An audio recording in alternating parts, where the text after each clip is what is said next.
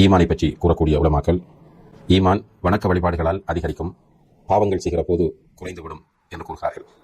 இந்த அடிப்படையில் அதிகமான அமல்களை நாம் செய்கிற போது நம்முடைய ஈமான் அதிகரிக்கக்கூடியதாக இருக்கிறது. அல்லாஹ் ஜல்ல ஷானஹு தஆலா நம் மீது கொண்ட கருணையினால் அமல்களை அதிகமாக செய்யக்கூடிய நிறைய சீசன்களை, சந்தர்ப்பங்களை நமக்கு தருகிறார்.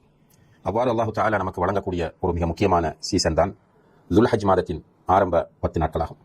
அல்லாஹ் ஜல்ல ஷானஹு தஆலா சூரத்துல் ஃபஜ்ர் ஆரம்ப 2வது வசனத்தில் சொல்கிற போது வல் ஃபஜ்ர் வலயாலின் அஷ்ர், ஃபஜ்ருடைய நேரத்தின் மீது சத்தியமாக, 10 இரவுகளின் மீது சத்தியமாக என்று கூறுகிறார். அதிகமான உலமாக்கள் அந்த 10 இரவுகள் என்பது துல்ஹஜ் மாதத்தின் ஆரம்ப 10 நாட்களை குறிக்கும் என்று கூறுகிறார்கள். பூமியில் இருக்கிற நாட்களிலே மிக சிறந்த நாள் துல்ஹஜ்ஜினுடைய ஆரம்ப 10 நாட்கள் என்று கூறினார்கள் என்பதை நாம் பார்க்கிறோம்.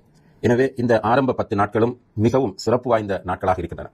இதனுடைய சிறப்பை இன்னும் அதிகரிக்க செய்யக்கூடியதாக இந்த ஆரம்ப 10 நாட்களிலே இஸ்லாத்தின் 50 கடமைகள் ஒன்றாகிய ஹஜ் நிறைவேற்றப்படுகிறது. இந்த ஆரம்ப 10 நாளில் தான் அரஃபா நாள் இருக்கிறது, பிறை 9. இந்த அரஃபா நாளை பொறுத்தவரையில் அன்புள்ள சகோதர சகோதரிகளே, மிகவும் சிறந்த நாளாகவும் முக்கியத்துவம் மிக்க நாளாகவும் அது காணப்படுகிறது. எனவே அரஃபா என்பது மிக முக்கியமான ஒரு நாள்.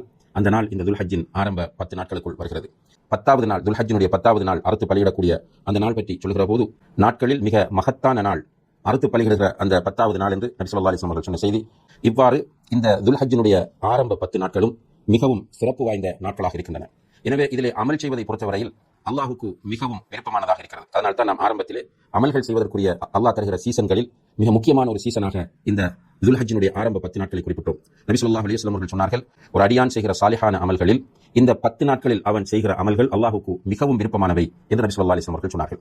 சஹாபாக்கள் கேட்கிறார்கள், ஜிஹாத் செய்வதை விடவும் சிறந்ததா என்று கேட்டதற்கு நபி ஸல்லல்லாஹு அலைஹி வஸல்லம் அவர்கள், ஜிஹாதிற்கு செல்வதை விடவும் இந்த 10 நாட்களில் அமல் செய்வது அல்லாஹுக்கு விருப்பமானது. ஆனால் ஒருவர் ஜிஹாதிற்கு தன்னுடைய பொருளாதாரத்தையும் உயிரையும் கொண்டு சென்று திரும்பி வராமல் போவாராக இருந்தால் அதற்கு நிகராக எதுவும் வராது என்று அல்லாஹ்வுடைய தூதர் ஸல்லல்லாஹு அலைஹி வஸல்லம் அவர்கள் சொன்னார்கள். இந்த ஹதீஸ் திருமதியிலே பதிவு செய்யப்பட்டிருக்கிறது. அன்புள்ள சகோதர சகோதரிகளே, இந்த 10 நாட்களை அடைவதற்கு யாருக்கெல்லாம் வாய்ப்பு கிடைக்கிறதோ அவர்கள் அந்த 10 நாட்களை நல்ல அமல்களின் மூலம் அழகுபடுத்த, அந்த நல்ல அமல்களை அதிகமாக செய்து ஈமானை புதுப்பித்துக் கொள்ள முயற்சி செய்ய வேண்டும்.